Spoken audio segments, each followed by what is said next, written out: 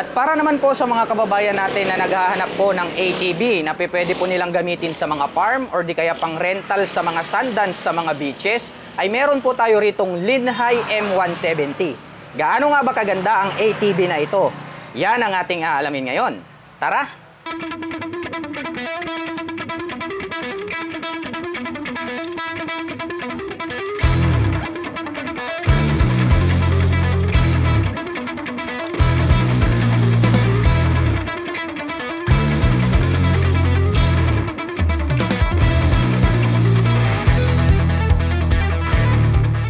Napakaganda po ng dating nito pong kanilang ATV. Anyway mga ka-LM, ito po pala yung kanilang Linhai M170. Para po dun sa mga kababayan natin na hindi po marunong magmotor dahil kailangan pang mag-balance, ito na po yung sagot para sa inyong mga problema. Dahil nga po itong ATV is naka 4 wheels yan, parang sasakyan, kaya nothing to worry about, hindi ka matutumba. Pagdating naman po rito sa kanyang headlight, napaka-forma, no? Para talaga siyang sasakyan. Gumagamit po ito ng projector lights, kaya asahan natin napakaliwanag po ng kayang ibuga ng kanyang ilaw day or night time. At dito po sa bandang gilid, nandirito naman po itong kanyang turn signals. LED na rin po ang ginagamit niya para po sa lahat ng kanyang lighting system. At dito sa gitna nakalagay naman po rito yung kanyang brand name na Linhai in chrome color. Nagkaroon po siya rito ng honeycomb grills na black color. At makikita natin dito yun pong kanyang horn. Nasa gitna po siya mismo. Mayroon na rin po itong bumper. Ayan, para just in case man na halimbawa is accidentally mabangga itong ating ATV is mayroon pong sasalo.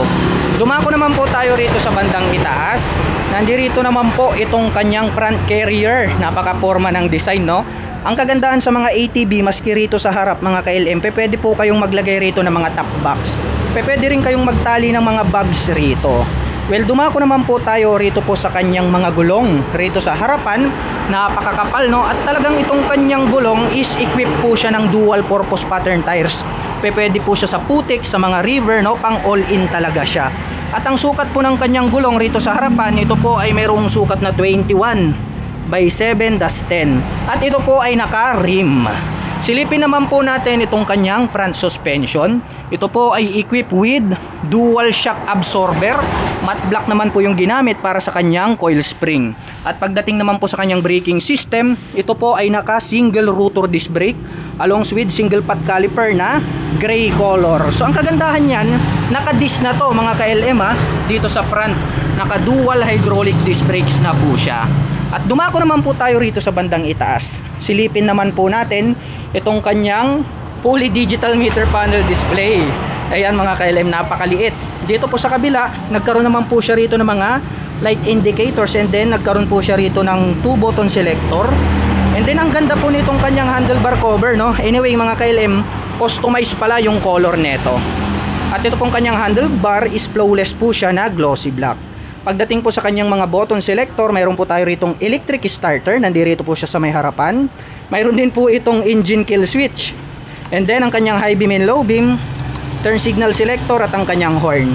Nandirito naman po itong kanyang rear brake. Sa kabila naman po, nandirito yung kanyang park brake lock. So ang kagandahan yan mga ka-LM, kapag ginamit po natin ito, yan po mismo yung kanyang handbrake. So ito pong ating ATV ay hindi po siya dadaos-dos pagdating po sa mga parking situation na uphill and downhill. Yun po yung advantage ng mga may park brake lock. At nandirito naman po yung kanyang accelerator. At ito naman po yung kanyang front brake. Ito naman pong kanyang stock na side mirror, dahon type, saktong-sakto lang mga ka-LM.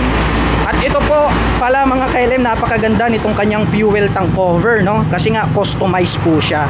And then ito po pala mga ka-LM ay mayroon pong 6.5 liters na fuel tank capacity. At dito naman po sa kanyang side cover, may nakalagay po rito na M170 in red color. Yan po yung kanyang model name, Sports Power. So very powerful pala ito pong kanilang M170. At nandirito naman po yung gray color along with white color na Linhai, which is yan naman po yung kanyang brand name. Ang ganda nung pagkaka-customize nitong kanyang pairings mga ka-LM talagang very unique. At napakalapad naman po nitong kanyang upuan. At ang kagandahan niya, napakalambot, yung stitches sakto lang, matte black yung color. Ayun o, ang lambot talaga. Very comfortable sakyan itong ATV na to. At mapunta naman po tayo rito sa kanyang engine.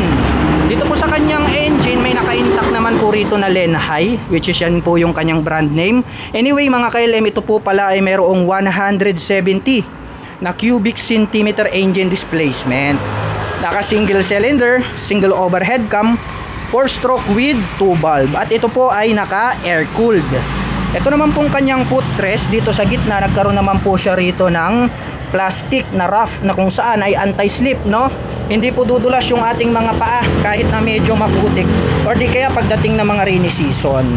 Dumako naman po tayo rito po sa kanyang likurang gulong. Ayan, so mas makapal po yung ating likurang gulong compared natin dito sa harapan.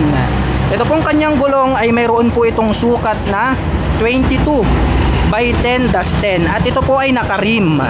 Dumako naman po tayo rito sa kanyang rear braking system. Ito po ay equipped with single rotor disc brake, so naka disc brake na din po siya, along with single pot caliper na gray color. At pagdating naman po rito sa kanyang rear suspension, ito po ay equipped with monoshock or single shock absorber. Matte black naman po yung color nitong kanyang coil spring. Ang kagandahan yan, more reliable yan mga ka-LM. Nakakapagbigay po siya ng outstanding na bouncing performance dahil nga po nandirito siya sa center, kaya balance po siya. And then pagdating naman po rito sa kanyang exhaust pipe, ayan, matte black color. Nagkaroon po siya rito ng single exhaust. Dumako naman po tayo rito sa itaas. Nandirito naman po itong kanyang rear carrier, matte black yung color. So nagkaroon na po siya ng mga butas rito, no? Bahala na lang po kayo kung ano po yung mga top box na gusto nyong ilagay rito po sa inyong ATV para mas lalong maging maporma. At pagdating naman po rito sa likuran, nandirito po sa bandang ibaba, ito po kanyang brake light or itong pong kanyang tail light. At sa bandang itaas naman po, dito po located dito pong kanyang mga turn signals. LED na po lahat ng kanyang ginagamit para po sa kanyang lighting system. At mapunta naman po tayo rito sa kanyang gear shifter. Ito po ay mayroong RNF, meaning to say ito po yung kanyang reverse, ang kanyang neutral at ang kanyang forward. So mayroon po siyang atras abante. Yun ang kagandahan po rito sa mga ATV, unlike motorcycle na forward lang po sila, wala po silang reverse. At pagdating naman po sa kanyang ignition, ito po ay equipped with mechanical key. Ngayon naman po i-activate natin para makita naman po natin yung kanyang lighting system. Ayan, so ganyan po yung kanyang itsura kapag naka-on po itong kanyang mga ilaw. Ito po yung kanyang main headlight, and then nandirito naman po itong kanyang turn signals. Well, silipin naman po natin dito po sa bandang likuran. Yon, naka-on din po itong kanyang tail light. At dito po sa bandang itaas, located po itong kanyang turn signals. So napakaganda, no, nung kanyang positioning kasi nga po nagkaroon po siya ng separation. So ganyang kaganda, no. Ito silipin naman natin, ito pong kanyang fully digital meter panel display. Nandito yung kanyang fuel gauge, trip meter, and then yung kanyang RPM. At yung kanyang mga light indicator, since gumagamit po tayo ngayon ng turn signals, syempre nag-i-indicate po siya dyan. Ayan. So turn signals indicator natin, may high beam and low beam naman po siya dun sa may bandang itaas. Napakaganda po ng dating nito pong kanilang Lenhai M170. At ang presyo po pala nito pong ating ATV ay nagkakahalaga po ito ng 180,000 pesos. At para naman po sa mga kababayan natin na nakapanood ng video na ito at interesado pong maglabas nito pong kanilang Lenhai M170, ay maaari nyo po silang puntahan at bisitahin. Dito po yan sa UCM San Fabian, Pangasinan branch. At para naman po sa mga gustong magpunta rito, ang kanila pong operation time is starting 8 AM until 5 PM from Monday to Saturday.